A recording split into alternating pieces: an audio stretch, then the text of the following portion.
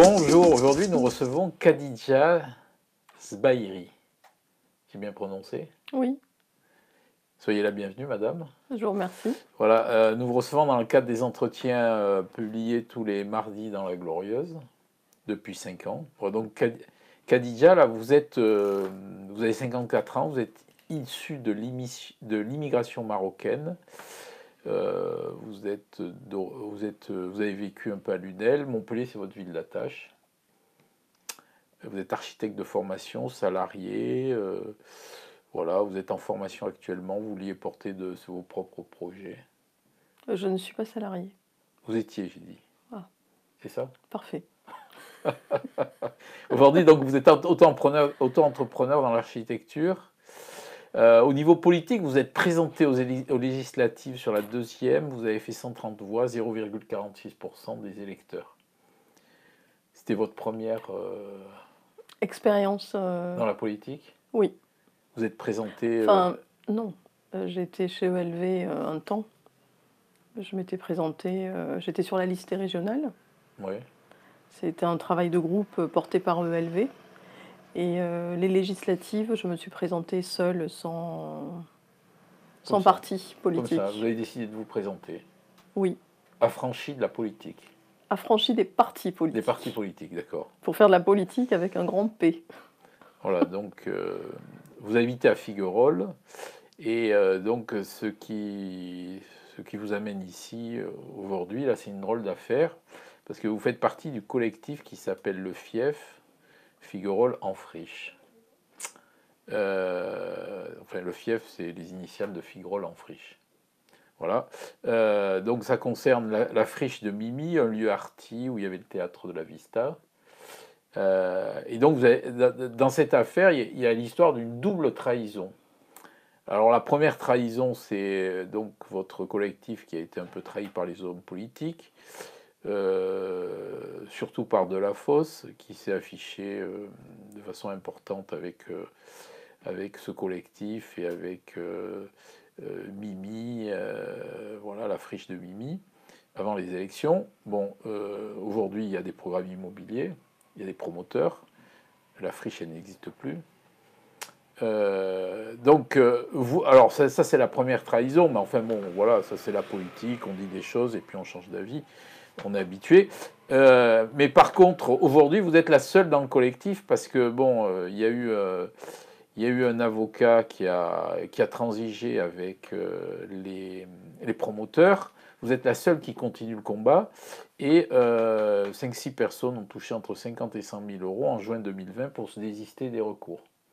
Alors, je ne sais pas quand est-ce qu'ils les ont touchés, mais en tous les cas, le 19 juin 2020, lors de l'audience, ils se sont désistés, signifiant ainsi qu'ils avaient transigé.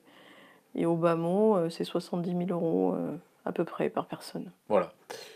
Donc, vous vous intéressez à Montpellier, à la mobilisation des habitants. Aujourd'hui, par exemple, à l'Espérou et à l'aménagement du territoire et au sort des habitants de ce quartier de la Paillade. Donc en 2020, au niveau politique, vous l'avez dit, vous étiez chez ELV, vous avez quitté, aujourd'hui vous souhaitez vous engager nulle part, uniquement votre parole que vous souhaitez porter. Oui, c'est ça. Voilà. Quelque chose à rajouter sur votre présentation? Non, c'est parfait. Ah ben merci. Voilà, donc bon, avant de passer aux questions, la une du 1009 donc de la Glorieuse, on revient sur l'événement du week-end en titre Zat à Bobo, Zat à Gogo. Voilà. La culture au service des institutions, 500 000 euros d'argent public pour feux d'artifice, danse, musiciens et acrobatie. Voilà, on raconte un petit peu l'histoire en off. On aime bien raconter l'histoire en off à la Glorieuse. Ce qui se passe derrière le rideau. Et là, qu'est-ce qu'il se passe exactement sur Là, la ZAT? vous verrez. Donc voilà, on revient. Alors bon, on nous reproche aussi à la Glorieuse de ne pas faire assez de positif. Donc cette semaine, il y a un article dont le sujet c'est recréer du tissu industriel, l'exemple de Jean Via. C'est une société qui vient de s'installer. Ensuite, on revient sur un sujet touchy, le congrès PS, les contributions avant l'émotion. Et un autre sujet, entre le sport et la mécanique, les rallyes féminins, une mystification pseudo-sportive. Vous voyez, il y en a pour tous les goûts. Ok. Voilà, donc Khadija, en 2015, donc l'ancien maire et le maire actuel ont validé l'intérêt culturel de la friche de Mimi. Oui, en fait, en 2010 et 2015, en 2010, ils ont délibéré sur un périmètre d'études. Donc 2010, c'était un périmètre d'études qui incluait la friche de Mimi. En 2015, ils ont élargi ce périmètre d'études. Alors un périmètre d'études, ça permet de protéger une zone d'intérêt, on va dire, général. Et là, en l'occurrence, concernant la friche de Mimi, c'était l'intérêt culturel, puisque Marie-Louise Vergne a soutenu des artistes pendant plus de 25 ans. C'était un site où il y avait une menuiserie, celle de son mari. Et à sa mort, elle avait ses hangars vides et elle a souhaité en faire profiter des artistes avec des loyers extrêmement bas, voire gratuits. Et donc elle a fait ça pendant 25 ans. Donc il y a objectivement un intérêt culturel sur cette friche de Mimi. Et elle a même reçu une médaille, la médaille d'honneur de la ville pour cette action. Donc ces périmètres d'études, ils visent à protéger cet aspect-là de la friche de Mimi.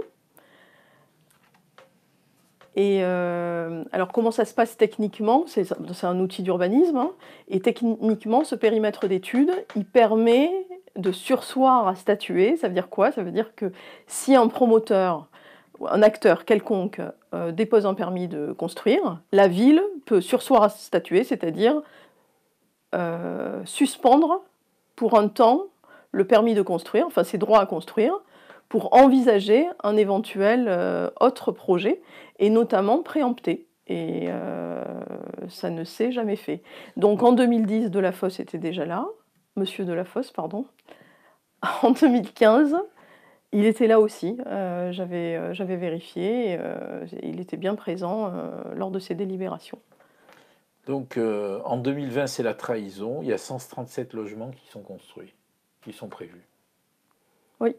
Alors en 2000, pour refaire un petit peu l'histoire avec de grandes dates, en 2018,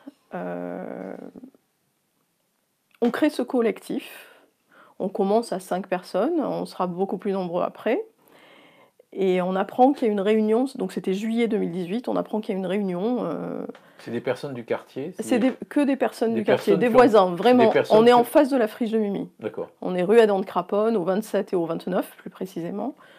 Et ce sont vraiment que des voisins, et il y a des sortes de bruits qui courent, il va y avoir un projet, il va y avoir un projet. Et effectivement, il y a une réunion organisée par Marignan, et où on nous présente ce projet. Juste avant, par contre, il y a eu un article dans Midi Libre qui disait super, le quartier Figrol va changer, regardez, on va construire des logements, il va y avoir une crèche, des commerces. Enfin, c'était vraiment un article élogieux. Et donc ça, c'était avant l'attribution du permis de construire. Donc on est plutôt sur... comment ça s'appelle? C'est publi-reportage. On est plutôt sur un publi-reportage, puisque le permis n'existait pas encore. Le permis sera déposé la première fois le 6 juillet 2000, il me semble, le 6 juillet 2018, et il sera accordé en novembre 2018. Donc l'opération n'existe pas, et Midi Libre vend l'opération aux habitants et à ses lecteurs. Ils préparaient le terrain? Je sais pas ce qu'ils faisaient, mais en tous les cas, ils avaient l'information et ils l'ont présentée comme déjà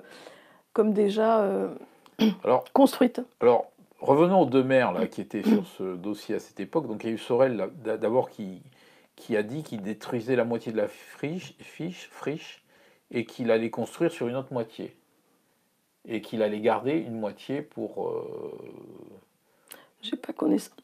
Pardon, j'ai pas connaissance de cette volonté de Sorel. Non? Non, j'en ai pas connaissance. Bon, alors ensuite, il y a eu Delafosse qui s'est affiché sur les murs, clairement, en disant qu'il fallait préserver ce lieu. Ah, il était là. Il nous a contactés. On a pris un café avec lui. Il nous a dit que c'était pas normal, qu'il y avait un intérêt culturel, qu'on ne pouvait pas détruire un théâtre. Et de son expression même à lui, hein, que j'ai repris d'ailleurs dans certains posts de Figaro-Lanfriche, c'est 20 ans, 25 ans pour construire un théâtre et un permis pour le démolir. Ça, c'est son expression à lui, hein. Donc il était là et il commençait, en fait il était déjà en campagne électorale. Donc En 2018, et il est venu se filmer devant la Vista. Il s'est affiché complètement. Il a mis une grande fresque sur le théâtre. Alors c'est pas lui.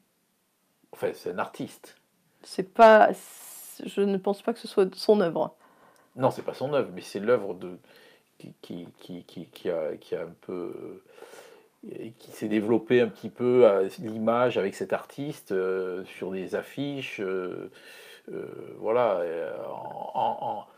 en rouge et bleu, un petit peu comme avait fait Obama. Voilà. C'est un peu ce genre d'affiche. C'était une grande affiche. Alors, on l'a encore. C'est une peinture, une peinture sur le mur de la Vista, mais je ne pense pas que ce soit l'œuvre de Delafosse. C'était plutôt pour se moquer de lui. Voilà, moi je ne sais pas qui a fait cette œuvre. En tous les cas, il s'était affiché, filmé devant la Vista pour dire tout son soutien aux habitants du quartier pour que cette friche de Mimi ne soit pas bétonnée. D'accord. Donc le déroulé, il est élu en juin 2020 et le 8 décembre 2020, on démolit tout. 21, excusez-moi, 21. Oui. On démolit tout. Qu'est-ce qu'on peut dire là? La trahison des élus, ça pose une question quand même. Le mensonge des élus, le mensonge, on va dire, habituel. Mais moi, je ne souhaite pas m'habituer, donc je préfère agir. Et c'est pour ça que j'ai monté ce groupe avec cet avocat, et avec un avocat qui est Maxime Martinez, hein, je peux le nommer. Et pour des raisons personnelles que je ne vais pas expliquer là, ce serait trop long, je me suis séparée du groupe pour mener mon contentieux de mon côté, tout en travaillant, en continuant à travailler avec le groupe, hein, ça c'était très clair et très net, hein, il y avait, et à un moment donné, le groupe a préféré transiger, a souhaité transiger avec... On va y revenir. Pardon. Parce que d'abord, dans le déroulé, là, il y a eu, après les élections, vous avez rencontré les élus écologistes qui, bon, peut-être avaient une oreille un peu plus comment dirais-je, artistique sur le lieu. Donc vous avez rencontré Coralie Mention et M. Paterno. Ils vous ont dit quoi? Ils nous ont dit qu'ils allaient voir ce qu'ils pouvaient faire, et si ce n'était pas trop tard, parce qu'en fait, on est en juin 2020 quand ils sont élus, et le permis, donc le 29 juin 2020, ils sont élus, et le 19 juin, le 19 juin 2020, le jugement est tombé, ma requête est rejetée, et les autres personnes ont transigé. D'accord. Donc 10 jours après, et on les rencontre dans le courant du mois de juillet, je pense début juillet. Donc vous avez eu un retour de la part de la mairie là, sur cette rupture d'engagement de campagne? Aucun. On a écrit à monsieur le maire dès son élection. C'était d'ailleurs une lettre ouverte. On a partagé sur le Facebook. Aucun retour. Et comment vous expliquez que... Et il y a eu un autre collectif qui s'est monté, Erma Selva, parce que moi je ne souhaitais plus travailler avec les habitants qui avaient transigé. Moi je l'ai vécu comme une trahison, hein, parce que je ne savais pas, j'ai découvert cette transaction le jour de l'audience, hein, donc c'était dur, hein. Erma Selva qui a approché le dossier d'une autre façon, plus, on va dire plus douce, hein. eux n'étaient pas dans le contentieux. Et ils ont proposé un contre-projet. D'accord. Argumenté, qu'on a partagé aussi sur les réseaux. Comment expliquez-vous qu'un dossier qui soit suivi en campagne au plus près, très rapidement, il y ait un renoncement? Jeu de pouvoir, peut-être que Michael Delafosse ne fait pas ce qu'il veut. On a affaire à des acteurs qui sont puissants, qui ont de l'argent, qui ont les moyens de faire ce qu'ils veulent faire. Après, ils sont en compétition les uns avec les autres, hein, ça on le sait aussi. Je ne sais pas. Mais en tous les cas, moi, ce que je dénonce, c'est que on est à presque un demi-siècle de Fréchien. Georges Frêche a été élu en 1977. En 2026, ce sont les prochaines municipales. 2027, ça fera 50 ans que les Fréchiens sont au pouvoir. Et ça, c'est pas sain. C'est pas les Fréchiens. Ah. Les Fréchiens. Si vous voulez, hein, je ne vois pas d'inconvénient. Les Fréchiens, certes, ils sont autoritaires. Il y a de l'autoritarisme aussi hein, dans cette façon de faire. C'est-à-dire que je dis quelque chose, je ne le fais pas et j'ai l'autorité pour le faire et circuler, il n'y a rien à voir, ça c'est sûr. Et donc ce que je disais, c'est qu'il y a quelque chose de malsain quand il y a un groupe politique qui est là depuis trop longtemps. On a besoin d'alternance parce que sinon il y a des intérêts privés notamment, qui prennent racine. Et il n'y a pas de limite. C'est toujours plus d'argent, ils en veulent encore plus. Enfin, il y a de la Comment se sont passées les réunions avec les promoteurs? Alors, ça s'est bien passé. Ils sont gentils, les promoteurs, en réunion. Ils sont très gentils. Ils nous ont présenté le projet, nous faisant croire aux habitants qu'ils pouvaient encore décider de quelque chose ou mettre un arbre par-ci, par-là, enfin, des éléments complètement anecdotiques, mais c'était verrouillé déjà. Et ils m'ont menacé en réunion. Ils m'ont dit, si vous attaquez le permis, nous, on vous attaquera pour recours abusif. Ils ne savaient pas que j'étais architecte et que j'avais connaissance en fait de la situation et de mes droits. Mais voilà, il m'a agressé comme ça. Enfin. Quel est le profil des membres du collectif qui se sont couchés devant les promoteurs? Je ne peux pas donner de profil particulier. Il n'y a pas de profil particulier. Je pense que chacun est en droit de se poser la question. Hein. On me propose entre 50 et 70 000 euros. Est-ce que j'accepte? Est-ce que ça vaut la peine? Est-ce que ça vaut pas la peine? Enfin, une fois la colère passée, je cherche à comprendre et je ne suis pas dans le jugement, même si ça pose question. Moi, mon diagnostic, c'est de dire finalement, tout le monde est corruptible, y compris les habitants. Et ça va. C'est dur. On vous a proposé la transaction? On m'a proposé de transiger et j'ai refusé. D'accord. Vous n'avez pas besoin d'argent? Si, j'ai besoin d'argent. Je suis à sec. Et donc pourquoi vous avez... Parce que j'ai une posture, j'ai des valeurs, Vos proches l'ont compris? Non. Parce que j'avais des problèmes de santé à cette époque-là. Non, ils ne l'ont pas compris. Eux, ils me poussaient à laisser tomber, à me dire que de toute façon, j'allais perdre et qu'il fallait que j'accepte l'argent et passer à autre chose. Et petit à petit, mais il a fallu des mois et des mois, aujourd'hui, ils comprennent. Et ils sont d'accord avec la démarche. Est-ce que vous êtes allé discuter avec les gens qui ont accepté cette transaction? Non, là, je peux plus. Je peux pas là. Et je n'ai pas l'envie et pas le besoin de discuter avec eux, pour l'instant. Ça va peut-être venir. Peut-être. C'est la faiblesse de l'homme ou de la femme, hein, je veux dire. Oui, je pense. Moi, je désigne cette posture, cette attitude par la corruptibilité des esprits.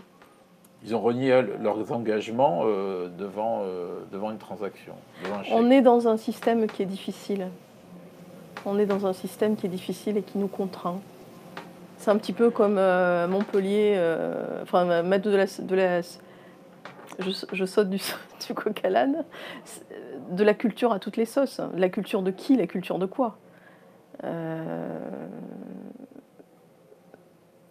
Là, récemment, il nous parlait de rajouter des artistes sur chaque opération immobilière. Ils appellent ça la fabrique urbaine. Il y aura des interventions artistiques dans le cadre de la fabrique urbaine.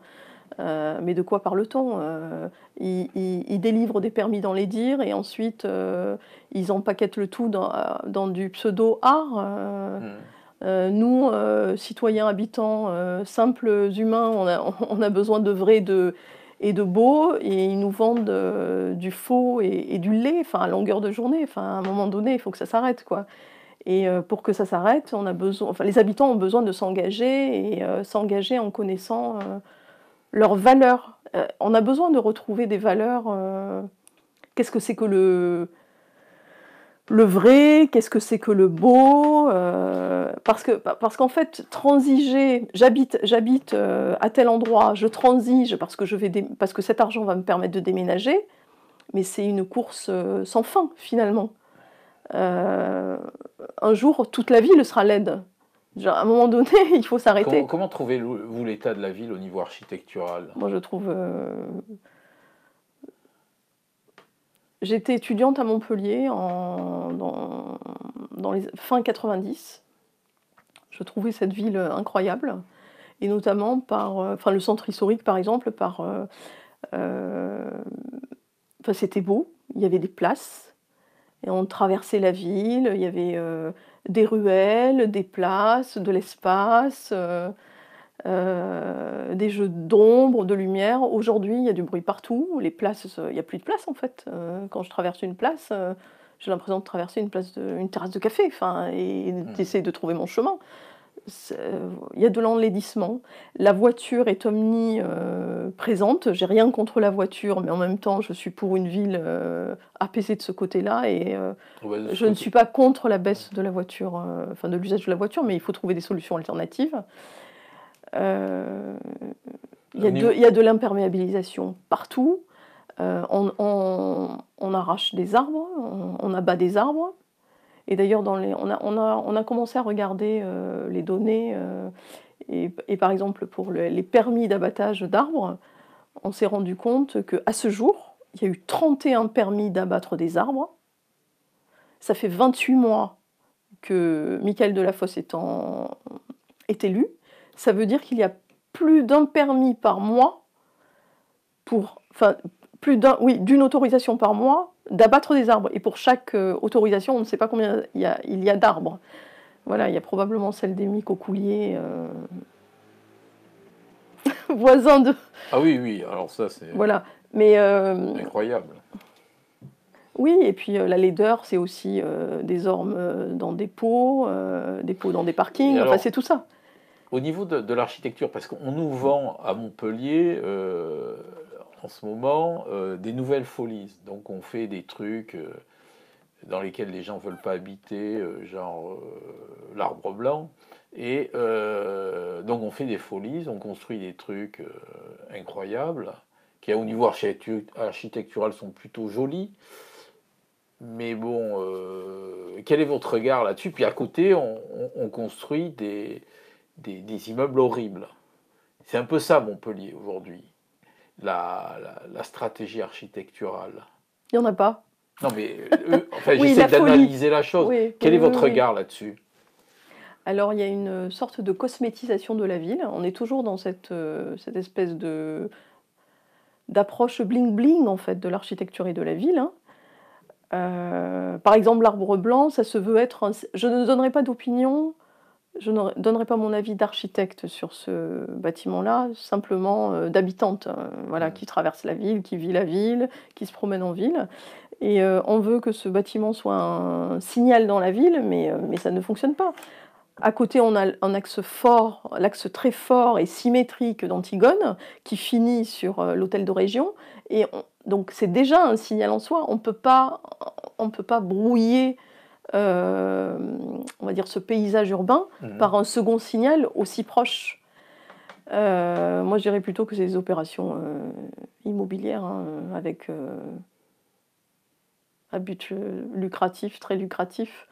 Mais là, il faut enquêter. Et puis moi, on n'est pas assez nombreux pour Donc aujourd'hui, vous reprenez le combat, vous attaquez le permis de construire, modificatif. modificatif, qui selon vous n'est pas réglementaire. Est-ce que les services de la ville répondent aux questions de droit que vous posez sur ce dossier? Non, non, je ne comptais pas attaquer le permis de construire modificatif, parce qu'en fait, il y a eu un premier permis. Le permis initial a été accordé à 2 promoteurs immobiliers, qui sont, on dit, copétitionnaires. Il y a eu Marignan et FDI Habitat. On a engagé un recours, on a fait certaines remarques, et ils ont été obligés de modifier ce premier permis. Et il y a un permis modificatif qui a été accordé en octobre 2019. Et donc à Marignan et FDI Habitat. Ils sont indissociables en fait, puisque le premier permis a été déposé, ils ont déposé le premier permis ensemble, donc ils sont indissociables. Et le troisième permis a été accordé à Marignan uniquement. FDI a disparu pour végétaliser la toiture du bâtiment B, je crois. Donc moi, c'est affiché en face de chez moi. Je ne peux pas ne pas le voir. Donc je suis allée demander le dossier de permis, les pièces, les éléments. Donc c'est toujours illisible, hein. Je ne sais même pas comment ces dossiers sont instruits. Je suis allée rencontrer, j'ai pris rendez-vous avec le service instructeur et j'ai demandé que l'on me présente le dossier. Et ils n'étaient pas capables de répondre à la moitié de mes questions. Ils avaient besoin du permis initial. Ils ont cherché dans les bureaux le permis initial. Ils ne l'ont pas trouvé. Il y avait 2 personnes qui cherchaient le dossier et ne l'ont pas trouvé. Donc ça, c'est de l'incompétence. Enfin, je n'ai pas d'autre mot pour qualifier cette... j'ai pris rendez-vous, donc ils savaient que je venais. Et ensuite, j'ai pris la peine d'écrire à monsieur le maire en disant, ben voilà, je ne suis pas d'accord avec le permis qui est délivré au seul Marignan, alors qu'il doit être délivré aux 2. Enfin, ça mérite un nouveau dossier, en fait, et une nouvelle attribution de permis. J'ai expliqué aussi que j'avais rencontré les services instructeurs. Je n'ai eu aucune réponse. Aucune.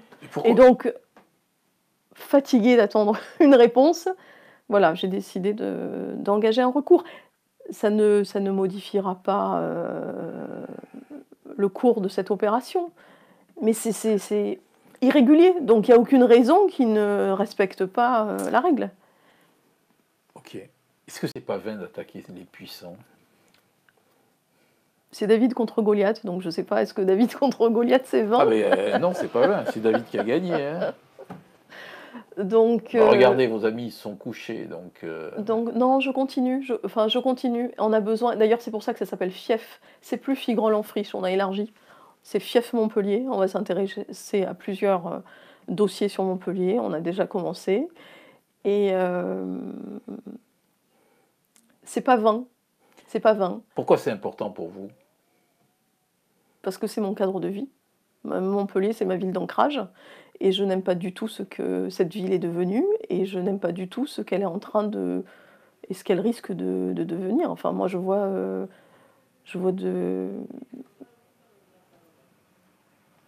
quelque chose de l'ordre de la corruption, quand même. De la mafia. Enfin, on a l'impression qu'il y a des groupes qui s'entendent pour travailler ensemble. Enfin, il y a plein de dossiers, je veux dire. Quand il y a le stade de foot de la Mosson qui ferme et il décide de faire un stade ailleurs et c'est Nicolin qui a le dossier. Enfin, il y a trop d'acteurs en collusion. C'est un peu toujours les mêmes aussi. C'est un petit peu toujours les mêmes. Alors aujourd'hui, quel est votre projet, comme disait quelqu'un que je paraphrase, que je nommerai pas? Est-ce que vous avez un projet? Mon projet? Oui. Alors c'est de contribuer au municipal 2026. On ne sait pas comment, parce qu'on n'a pas de l'argent. Ça coûte de l'argent de participer à des élections. On En tous les cas, on y contribuera d'une façon ou d'une autre, Non, en se mais présentant ou en ne se présentant pas. Mais oui, c'est contribuer en faisant savoir. ça, c'est à moyen terme. Mais à court terme, c'est quoi votre Ça, c'est à projet? moyen terme. Bah, les municipales, c'est dans 4 ans. Ouais, mais on n'est pas nombreux, nous. On a besoin de travailler Non, d'ores et mais déjà. vous m'aviez dit que vous cherchiez un avocat. Ben, j'ai pas d'avocat là pour Vous attaquer cherchiez ce un permis. avocat incorruptible. Vous avez un nom? Est-ce que vous avez un nom à me proposer? Moi, je suis pas. Ouais, enfin, oui, il faut que je me dépêche parce que Ok. je ne vais pas perdre de temps à chercher. De toute façon, j'ai mal choisi le premier, donc Le je vais pas second prendre aussi. de Le risques. second aussi. Je vais pas prendre de risques. Oh non, mais ça, je vais pas, on va pas en parler. Bon. C'est trop compliqué. Le troisième aussi. Je plaisante. Bon, donc vous cherchez un avocat, voilà. Non, je cherche pas d'avocat, mais s'il y en a un qui veut bien m'aider, gracieusement, ce serait bien, oui. Voilà. Bien écoutez, autre chose? On a fait le tour du dossier. Alors, autre chose, je dirais, qu'il nous reste 3 ans, 4 mois et 8 jours. Ah oui, pourquoi faire? Les prochaines municipales. Ah oui, carrément, vous y revenez. Bon, ok. Bon, ben c'est très bien. Je vous souhaite une belle journée. Merci. Je vous remercie.